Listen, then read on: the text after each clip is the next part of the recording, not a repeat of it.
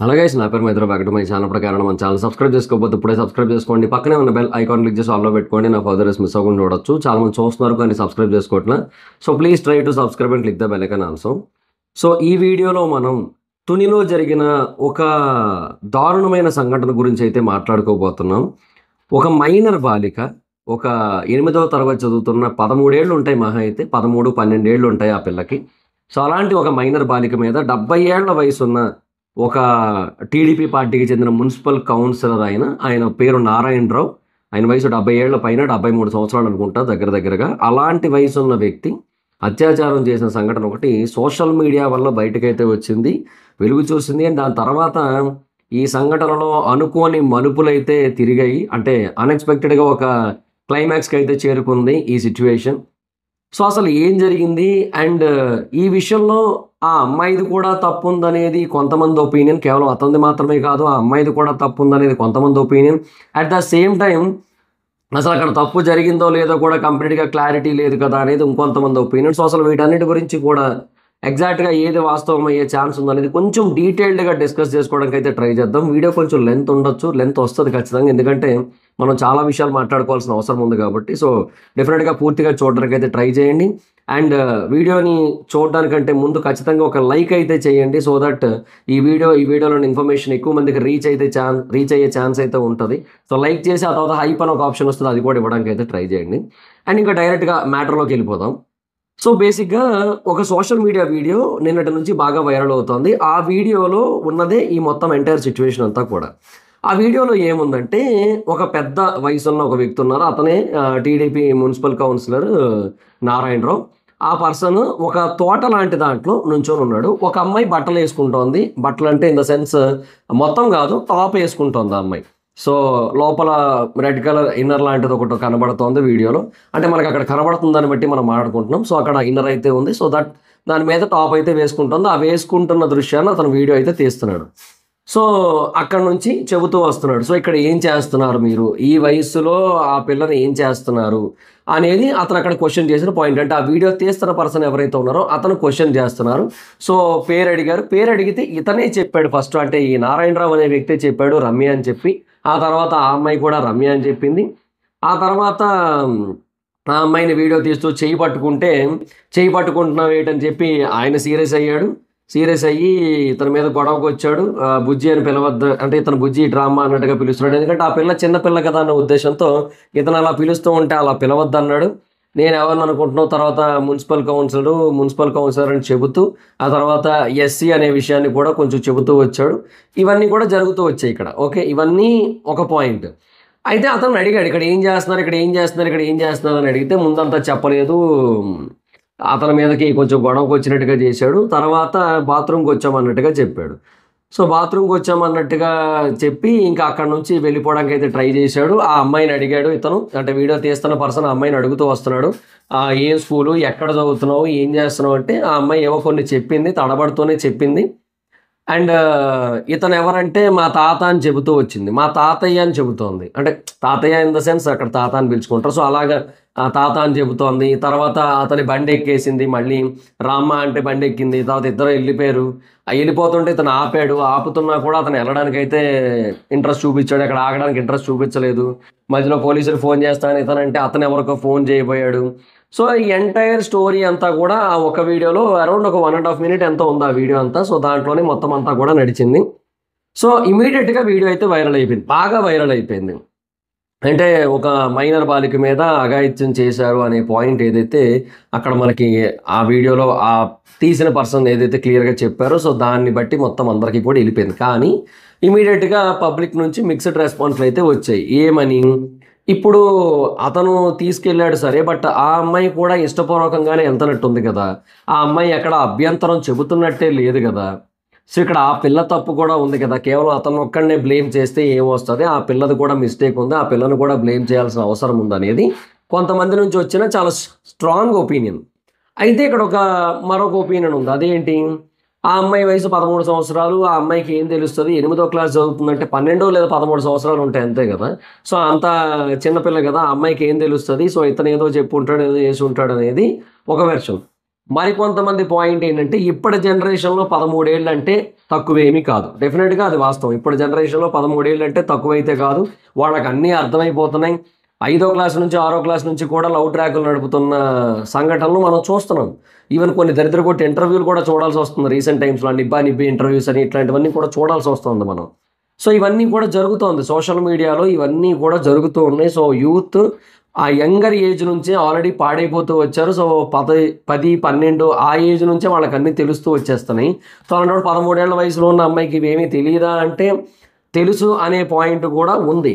But అది బాగా village side కాబట్టి, అది కంప్లీట్‌గా సిటీ తో కూడుకున్నది కాదు కాబట్టి, ఆ లొకేషన్ గాని, ఆ చుట్టుపక్కల ఊర్లు గాని అవన్నీ కూడా విలేజ్ వైబే కాబట్టి, అక్కడ వాళ్ళకి ఇవన్నీ తెలిసే అవకాశం ఉండకపోవచ్చు. వాళ్ళు ఇంత అప్డేట్ అయ్యి ఉండకపోవచ్చు. ఈ జెన్‌జీస్ ఇలాంటి కాన్సెప్ట్‌లే వాళ్ళకి తెలియకపోయి ఉండొచ్చు. సిట్యుయేషన్‌షిప్ అని, లేదంటే డింక్ అని ఇలాంటివేమీ తెలియకపోయి ఉండొచ్చు. అంటే నిజం ఇప్పుడు బయట అయితే ఇవి నడుస్తూ ఉన్నాయి గానీ, వాళ్ళ వరకు అవి రీచ్ అయ్యే ఛాన్స్ అయితే లేదు. నిజం అంటే లేదు అని 100% అనలేం. ఒక 50% అయితే రీచ్ అవ్వకపోవడానికి అవకాశం ఉంది. 50% రీచ్ అవ్వడానికి కూడా ఛాన్స్ ఉంది. 50-50గా ఉంది సిట్యుయేషన్ అయితే. సో, ఇక్కడ ఆ అమ్మాయిది కూడా మిస్టేక్ ఉంది అనే పాయింట్ అయితే కొంతమంది ఎక్స్‌ప్రెస్ చేస్తున్నారు. బట్ ఏదైనప్పటికీ కూడా అతను చేసిందైతే తప్పే. ఖచ్చితంగా మైనర్ బాలికతో అలా బిహేవ్ చేయడం అనేది రాంగ్ అనే పాయింట్ అయితే చాలా అంటే చాలా గట్టిగానే ఉంది. And at the same time ఆ అమ్మాయిది మిస్టేక్ ఉన్నప్పటికీ కూడా ఆ అమ్మాయి ఏ కారణం చేత వచ్చిందనేది ఎవరికీ తెలీదు. మేబీ ఏదన్నా బలవంతం చేస్తేనా, బెదిరిస్తేనా, భయపడితేనా, లేదంటే ఏదైనా ఆశ చూపిస్తేనా, వాట్ ఎవర్ ఇట్ ఈస్ అనేది మనకైతే తెలీదు. బట్ ఆ అమ్మాయి చాలా ఏమంటారు చాలా క్యాజువల్‌గా ఉందక్కడ. చాలా క్యాజువల్‌గా మాట్లాడుతుందక్కడ.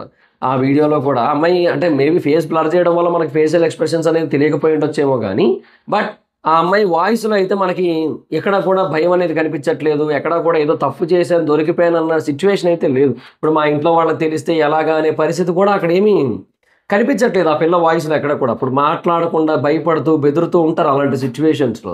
బట్ ఇక్కడైతే అలా జరగట్లేదు. ఇక్కడ అమ్మాయి చాలా క్యాజువల్‌గా మాట్లాడుతుంది. అతను అడిగిన వాటికి సమాధానాలు చెప్తుంది.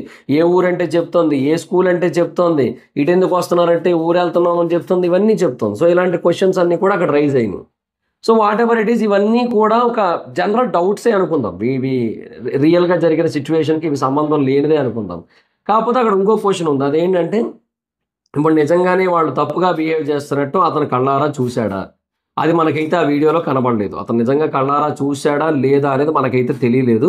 ఒకవేళ అతను నిజంగా అలా జరగడాన్ని కళ్ళారా చూసి, దాన్ని వీడియో తీస్తే బాగోదు కదా అన్న ఉద్దేశంతో ఆ తర్వాత జరిగిన దాన్ని మాత్రమే వీడియో తీసినట్టయితే డెఫినిట్‌గా ఇందులో ఎలాంటి మిస్టేకు లేదు. బట్ అతను కేవలం ఆ అమ్మాయి బట్టలేసుకోవడంని మాత్రమే చూసి, అంటే ఆ సిట్యుయేషన్‌ని మాత్రమే చూస్తూ అప్పటి నుంచి మాత్రమే వీడియో తీయడం అనేది గనక మొదలుపెట్టినట్టయితే మేబీ నిజంగానే బాత్రూమ్ అనే కాన్సెప్ట్ మీద తీసుకొనొచ్చి ఉండొచ్చు గదా! అనే పాయింట్ కూడా ఉంది. బట్ అతని మాట తీరు ఏదైతే ఉందంటే మున్సిపల్ కౌన్సిలర్‌ని బెదిరించడం, తర్వాత ఎస్సీ అనే పాయింట్ చెప్పడం, ఇలాంటివన్నీ ఏవైతే ఉన్నాయో ఇవన్నీ చూసి అతను బుకాయిస్తున్నాడు, తప్పు చేసి దొరికిపోయారని చెప్పి అతనికి అర్థమయ్యి తప్పించుకోవడానికి ఇలా చేస్తున్నాడనే పాయింట్ కూడా ఉంది. ఇలాంటి ఒపీనియన్ కూడా కొంతమంది అయితే తెలియజేస్తున్నారు.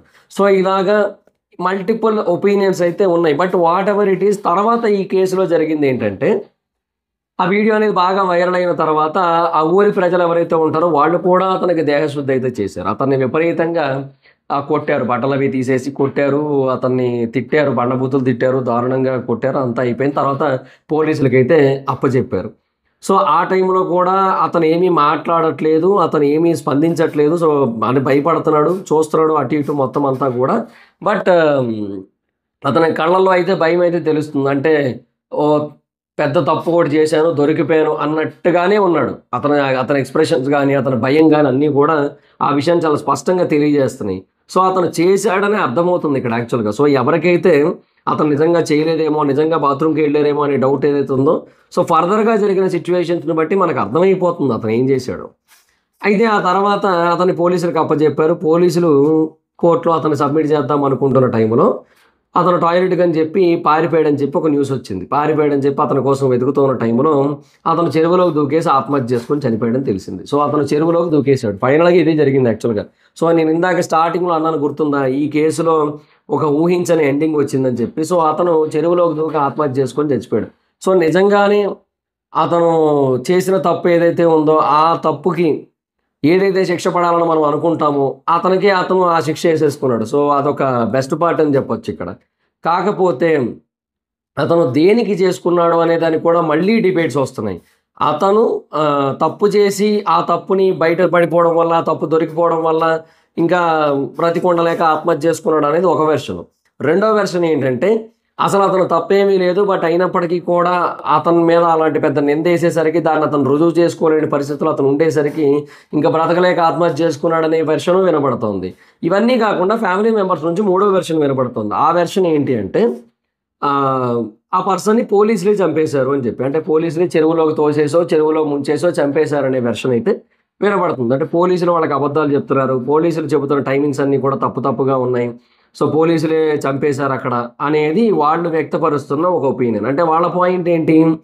ఇప్పుడు ఇది టీడీపీ మున్సిపల్ కౌన్సిలర్ అనే పేరే ఎక్కువగా మనకి వినబడుతూ వస్తుంది. అంటే ఇది కామన్ ఇంకిది. ఇది రాజకీయాల్లో ఉన్న సాంప్రదాయం ఇది.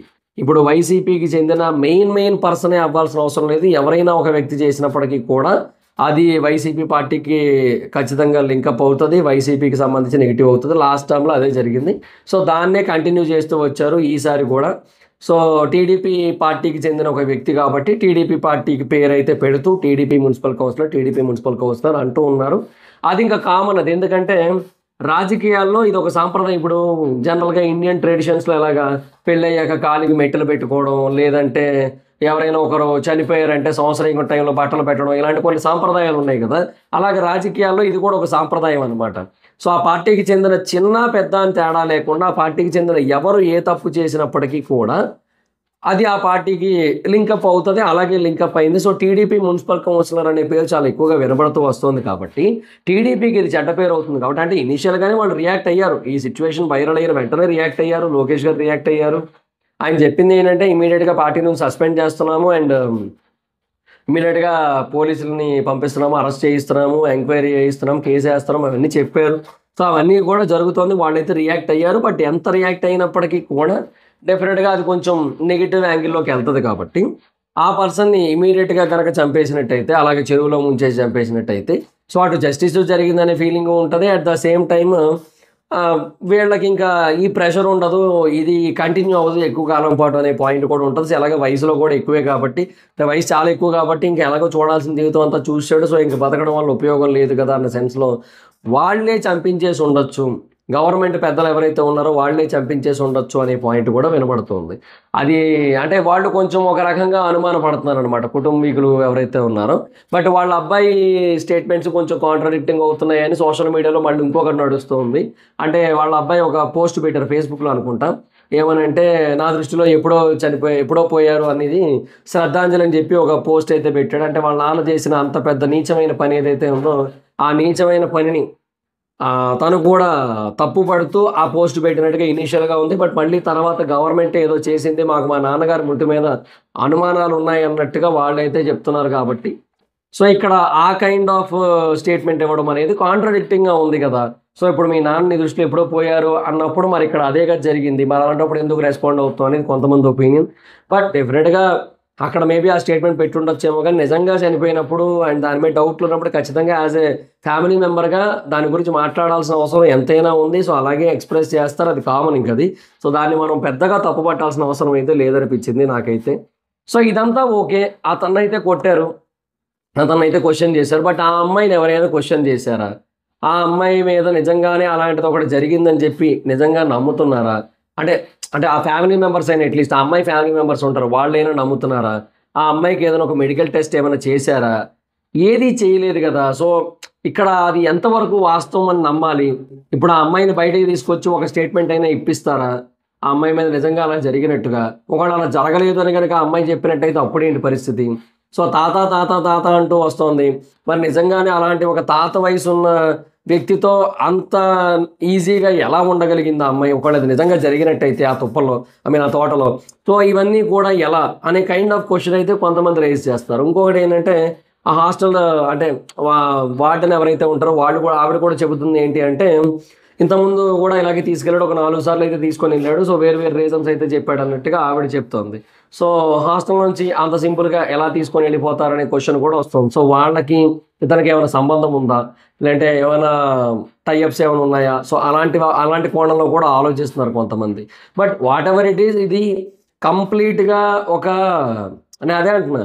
సో, ఇది ఏమైపోయిందంటే ఒక వీడియో వైరల్ అయింది. ఆ వీడియో వైరల్ అయిన తర్వాత ఇమ్మీడియట్‌గా జస్టిస్ చేయాలని అయితే మనం అందరం కూడా కోరుకున్నాం. బట్ క్వెషన్ ఏంటి అంటే అసలు అక్కడ ఏం జరిగిందో తెలుసుకునే లోపు ఇక్కడ జరగాల్సిన డ్యామేజ్ అంతా జరిగిపోయింది. అతను చనిపోయాడు. ఒకవేళ నిజంగా జరిగినట్టయితే ఇట్ ఈస్ 100% జస్టిఫైడ్. ఎందుకంటే అతను చేసిన దానికి డెఫినిట్‌గా మనమైనా ఉరి శిక్ష పడాలని కోరుకుంటాం కదా! సో, అతనికి ఆ శిక్ష అయితే పడిపోయింది. ఓకే. డన్. బట్ ఒకవేళ అక్కడ జరిగింది అది కాదు. ఒకవేళ జరిగినప్పటికీ కూడా అది కూడా అమ్మాయి ఇష్టపూర్వకంగా జరిగింది అన్నట్టయితే ఈ శిక్ష జస్టిఫైడా అంటే ఏమో చెప్పలేం. ఇంకొకటి ఒకవేళ అమ్మాయి ఇష్టపూర్వకంగా జరిగినప్పటికీ కూడా అమ్మాయి మైనర్. సో, అక్కడ పోక్సో చట్టం అనేది వర్తిస్తది. అండ్ మిగతా చట్టాలు ఏవైతే ఉంటాయో అవన్నీ కూడా ఖచ్చితంగా వర్తిస్తాయి. సో, ఆ ప్రకారంగా కూడా ఇతనికి శిక్ష అయితే పడతది. కానీ క్వెషన్ ఏంటంటే అసలు అక్కడ జరిగిందా లేదా? అసలు అక్కడ జరిగిందా లేదా ఏమైనా అనేది కదా ఒక క్వెషన్ ఉంది. అదొక క్వెషన్ కొంతమంది రైజ్ చేసింది ఉంది కదా! సో, దానికి ఒక ప్రాపర్ ఆన్సర్ ఉందా అంటే లేదు ప్రస్తుతానికైతే. So, that is the whole point అనమాట. సో, దానివల్ల ఇప్పుడు ఈ కేస్ అనేది ఓకే. ఒక ఎండ్‌కొచ్చేసింది. ఒక సొల్యూషన్ వచ్చేసింది దీనికనైతే మనకు అనిపిస్తోంది. బట్ ఏమో అదొక ఏమంటారు బేసిక్‌గా క్వెషన్ లేకుండా ఆన్సర్ వచ్చేసినట్టు అయిపోయింది ఇక్కడ అంతే. సో, క్వెషన్ ఉంటే ఆన్సర్ వచ్చి ఆ తర్వాత ఒక క్లారిటీ వచ్చుంటే బాగుండేమో. బట్ క్వెషనే ఎగ్జాక్ట్‌గా 100% క్లారిటీగా లేదు. సో, ఏ క్వెషనో తెలియకుండా ఆన్సర్ అయితే వచ్చేసింది మొత్తానికి. సో, ఇంక ఇప్పుడు ఈ ఆన్సర్‌కి తగ్గ క్వెషనే ఇస్తారు తర్వాత. ఎందుకంటే ఇప్పుడు ఎలాగో జరిగిందేదో జరిగిపోయింది కాబట్టి ఇంకా రీవాల్యుయేషన్ చేసి ఈ ఆన్సర్ ఏదైతే ఉందో దానికి తగ్గ క్వెషనే యాడ్ చేసేస్తారు అక్కడ. ఇంక అదే అవుతది మాక్సిమం. బట్ చూడాలి ఇంక ఏంటి సిట్యుయేషన్ అనేది. సో, ఇది ఓవరాల్‌గా దీని మీద అన్ని కోణాల్లో వినిపిస్తున్న డిస్కషన్స్ అండ్ డిబేట్స్ ఈ ఎంటైర్ కేస్ మీద. సో, నాకేమనిపిస్తోంది అంటే మొత్తం అంతా విన్న తర్వాత ఖచ్చితంగా అక్కడ ఏదో జరిగింది. వాళ్ళ మధ్య జరిగుండొచ్చు. అండ్ జరిగింది అతను ఏ కారణం చేత ఆ అమ్మాయిని ఒప్పించాడనేది తెలీదు గానీ, ఆ అమ్మాయి అయితే కొంచెం అంగీకారంతోనే వచ్చిందక్కడ. సో, అంగీకారంతో వచ్చినప్పుడు ఇంకా అది పోక్సో ఎలా అవుతది? ఆ అమ్మాయి మైనర్ అన్న పాయింట్ ఎలా కన్సిడర్ చేస్తారు? ఇవన్నీ కూడా క్వెషన్స్ అయితే ఉన్నాయి. సో, ఇవన్నీ కూడా ఉన్నాయి అక్కడ యాక్చువల్లీ. సో, అప్పుడు ఇప్పుడు ఆ అమ్మాయి మీద అలా చేశాడు అన్నదానికి వీళ్ళు ఎవరైతే రియాక్ట్ అయ్యారో వాళ్ళు ఆ అమ్మాయి మీద కూడా రియాక్ట్ అవ్వాల్సిందే. అతనితో నువ్వు అలా ఎలా ఎళ్ళావని చెప్పి. సో, అక్కడ మళ్ళీ ఏమవుద్దంటే ఎండ్ ఆఫ్ ది డే ఆడపిల్ల కదా అని చెప్పి మళ్ళీ సానుభూతి చూపిచ్చేస్తారు. సెంటిమెంట్‌లొచ్చేస్తాయి, ఎమోషన్స్ వచ్చేస్తాయి, అన్నీ వచ్చేస్తాయి. సో, అందరూ నార్మల్ అయిపోతారు. కన్విన్స్ అయిపోతారు మొత్తానికి.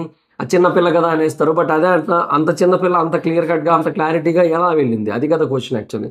సో, ఇట్లాంటి కొన్ని క్వెషన్స్‌కి అయితే మన దగ్గర ఆన్సర్ లేదు. అసలు ఆ క్వెషన్స్ కంప్లీట్‌గా ఫార్మ్ అవ్వకముందే, ఆ క్వెషన్స్ అన్నిటికి ఒక ఫ్రేమింగ్ అనేది ఇవ్వకముందే కింద ఆన్సర్ అయితే వచ్చేసింది. సో, అలాంటి ఒక సిట్యుయేషన్ ఇది. సో, అందుకే దీని గురించి ఎగ్జాక్ట్‌గా ఏమీ చెప్పలేకపోతున్నా. డెఫినిట్‌గా వాళ్ళ మధ్య అలా జరిగుండొచ్చనే అనిపిస్తోంది. బట్ చెప్తున్నా కదా! ఇంకా చాలా క్వెషన్స్ అయితే మిగిలిపోయి ఉన్నాయి. అది పాయింట్. సో, నాకైతే అలా అనిపిస్తుంది. మరి మీకేమనిపిస్తుందో కింద కామెంట్ సెక్షన్‌లో తెలియజేయండి. ఈ వీడియో గనక మీకు నచ్చినట్టయితే లైక్ చేయండి. వీడియోని షేర్ చేయండి. మీ సోషల్ మీడియా ప్లాట్‌ఫామ్స్‌లో like Facebook, WhatsApp, Twitter, Insta వీటన్నిటిలోని కూడా షేర్ చేయండి. ఇప్పటివరకు ఎవరైనా మన ఛానెల్ సబ్స్క్రైబ్ చేసుకోకపోతే ఇప్పుడే సబ్స్క్రైబ్ చేసుకోండి. పక్కనే ఉన్న బెల్ ఐకాన్ క్లిక్ చేసి ఆల్‌లో పెట్టుకోండి. నా ఫర్దర్ రిస్క్ మిస్ అవ్వకుండా చూడొచ్చు. చాలా మంది చూస్తారు కానీ సబ్స్క్రైబ్ చేసుకోవట్లా. So, please try to subscribe and click the bell icon also. నా ఇన్‌స్టాగ్రామ్ ఐడీ ఎవరు ఎక్కడొచ్చి ఫాలో అవ్వచ్చు. Thank you so much. Bye bye. Meet next video. By.